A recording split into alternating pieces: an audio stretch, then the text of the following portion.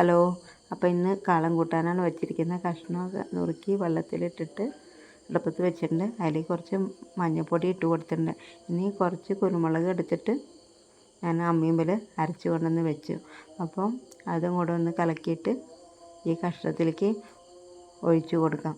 അപ്പോൾ അതൊന്ന് വെന്ത് വന്നിട്ട് ഇത് ഒഴിച്ചു കൊടുത്താൽ അപ്പോഴാണ് അത് കുരുമുളകൊക്കെ അതിലേക്ക് പിടിക്കുള്ളൂ. അപ്പോൾ അത് കാരണം കൊണ്ട് അങ്ങനെ ഇട്ട് കൊടുത്തിട്ടുണ്ട്. ഇനി ഇതിലേക്ക് കുറച്ച് ഉപ്പിട്ട് കൊടുക്കാം. അപ്പോൾ അത് ഞാൻ തൈരാണുള്ളത്. തൈര് അപ്പം മിക്സിയിൽ അടിച്ച് വെച്ചിട്ടുണ്ട്. ഇനി ഇതിലേക്ക് ഒഴിച്ച് കൊടുത്തിരിക്കുന്നു. അപ്പോൾ നല്ല പുളിയുള്ള തൈരാണ്. അപ്പോൾ അതുകൊണ്ട് മിക്സിയിൽ അടിച്ച് അതിൽ ഒഴിച്ച് കൊടുത്ത് ഇനി അതൊന്ന് നല്ല കട്ടിയായിട്ട് തിക്കായിട്ട് വരട്ടെ. അതിന് നമുക്കിനി കുറച്ച് തേങ്ങ ചിരകിയെടുക്കാം. അപ്പോൾ തേങ്ങ ഞാൻ ആദ്യം കുറച്ച് തേങ്ങ എടുത്തിട്ട് ഒരു അരമൂടി തേങ്ങ എടുത്തിട്ട് ആദ്യം അരച്ച് വെച്ചു. അപ്പോൾ അത് കഴിഞ്ഞിട്ടാണ് പിന്നെ രണ്ടാമത് തേങ്ങയിൽ കുറച്ച് ജീരകം എടുത്തിട്ട് അരച്ചിരിക്കുന്നത് കേട്ടോ. അപ്പോൾ ആദ്യം അരച്ച തേങ്ങ ഇതിലേക്ക് ഇട്ട് കൊടുക്കുക. അപ്പോൾ ഇത് നല്ല കുറുകി വരുമ്പോൾ മറ്റത് ജീരകം ചേർത്തിട്ട് അരച്ചത് ഇതിലേക്ക് ഇട്ട് കൊടുത്താൽ മതി. കാരണം അപ്പോഴാണ് ആ ജീരകത്തിൻ്റെ വാസനയൊക്കെ അറിയുള്ളൂ. അപ്പോൾ അത് കാരണം കൊണ്ടാണ് ഇപ്പോൾ ഇത് നമ്മളുടെ നല്ല കുറുകി വന്നിട്ടുണ്ട്. ഇനി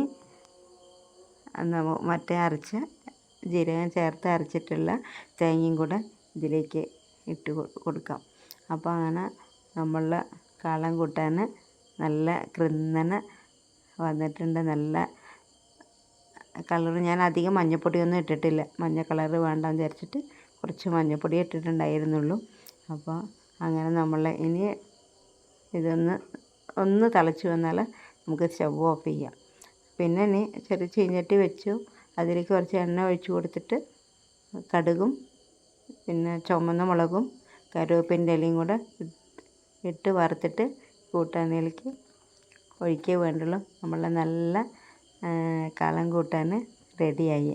അപ്പോൾ എല്ലാവരും ഇഷ്ടമായി എന്നെ ഫോളോ ചെയ്യണേ.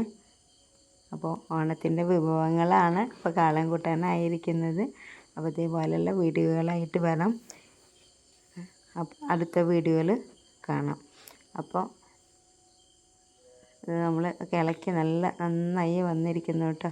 കാളം കൂട്ടാൻ ഒരു വാസനയും കാര്യങ്ങളൊക്കെ വന്നിട്ടുണ്ട്. Thank you.